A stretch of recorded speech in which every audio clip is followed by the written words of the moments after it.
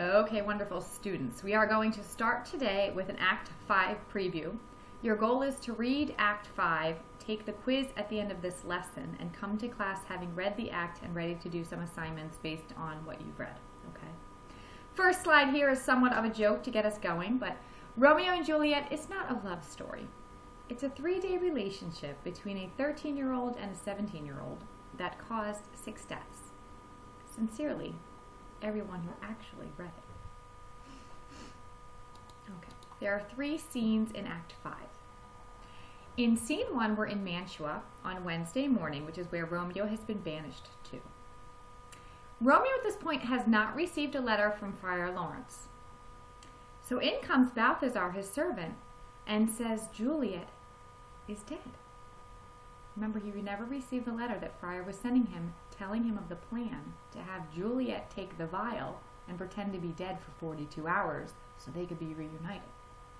So now Romeo, because he never got this letter, thinks Juliet is dead, and he wants to leave immediately for Verona.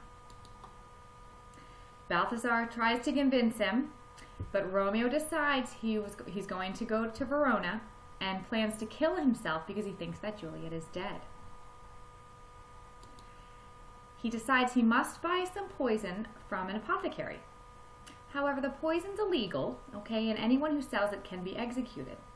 So in the play, Romeo has to really appeal to this poor, desperate apothecary and winds up paying him tons of money to sell this illegal poison to Romeo so that he can kill himself.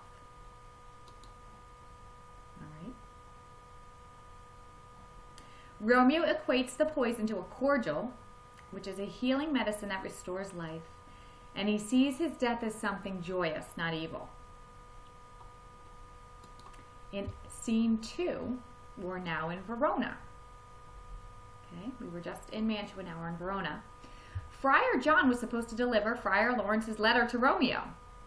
Friar John did not get to Mantua because he was quarantined in a house due to the plague, which means he couldn't go outside because he was carrying a disease, kind of like Ebola now. You can't really leave your house if you have it. Friar John couldn't even give the letter to anyone else to deliver it because he was so sick and stuck. So the friar realizes that Juliet's going to wake up in 3 hours, so he better get there to let her know what's going on here. So he sends Friar John to retrieve a crowbar. Remember, they have to open this tomb, and so they can go get her.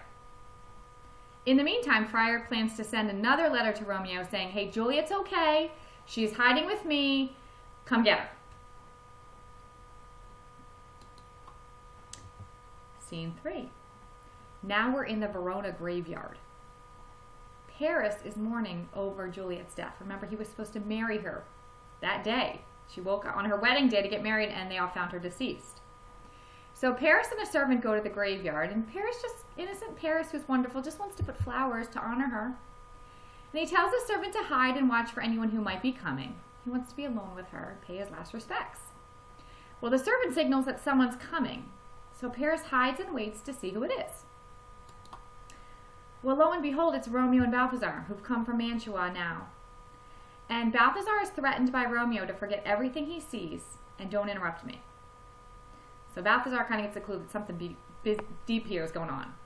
Romeo gives him a suicide letter to give to his father the next day, and suddenly it hits Balthazar. Oh my gosh, this is very dire. Romeo tells Balthazar that he's going to open the tomb, get an important ring. Again, Balthazar doesn't know that they're married. And Romeo warns Balthazar to leave or he'll kill him. Well, Balthazar doesn't believe Romeo's excuse, and he hides and watches. So now we have Paris hiding, the servant of Paris hiding, and Balthazar hiding. And everyone's watching what's going on. Paris sees Romeo come, and Paris thinks that Romeo's there to desecrate the tomb and be disrespectful to Juliet, because again, their families are enemies. So Paris tries to stop Romeo. Romeo at first is very level-headed and says, Paris, I just want to be alone with Juliet, and I'm a madman, I'm a little crazy. I want to kill myself. Paris, please leave. Paris refuses, and he thinks in Juliet's honor that he's going to fight Romeo. So Paris fights Romeo, and Paris is killed.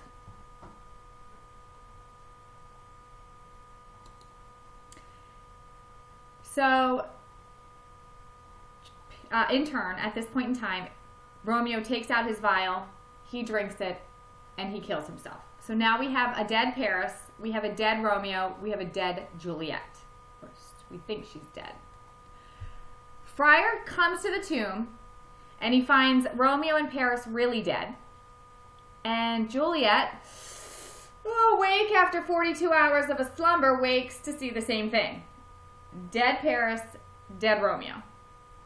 Friar tries to convince her to leave the tomb because the guards are coming, and we'll put you in a convent until we sort things out. We'll put you away until we can make your parents make sense of all this, okay? And Friar gets the heck out of Dodge. In the meantime, Juliet stays with Romeo. She finds the vial of poison that he drank and tries to take from it, but there's nothing left. So she kisses Romeo, hoping that it would be on his lips, but it's not. And so she hears the guards, and in a moment of again, these kids move too quickly through life, she grabs Romeo's dagger, stabs herself, and dies. So now we have a dead Paris, we have a dead Romeo, we have a dead Juliet. Well, in come the guards, and they go to get the prince because they realize what is going on. Juliet's parents come, and Romeo's parents come, and Romeo's mother is so distraught about what is going on that Romeo's mother dies. She has a heart attack because she's so distraught. So now we have Paris dead, we have Romeo dead, we have Juliet dead, and we have Lady Montague dead. Friar starts to tell the story about what's happened. We're both guilty. We caused this. We've done this to our children. Balthazar chimes in with what's going on, kind of gives his tale, and the prince is told everything. So the prince says, both families, you guys are responsible for the deaths of your own kids.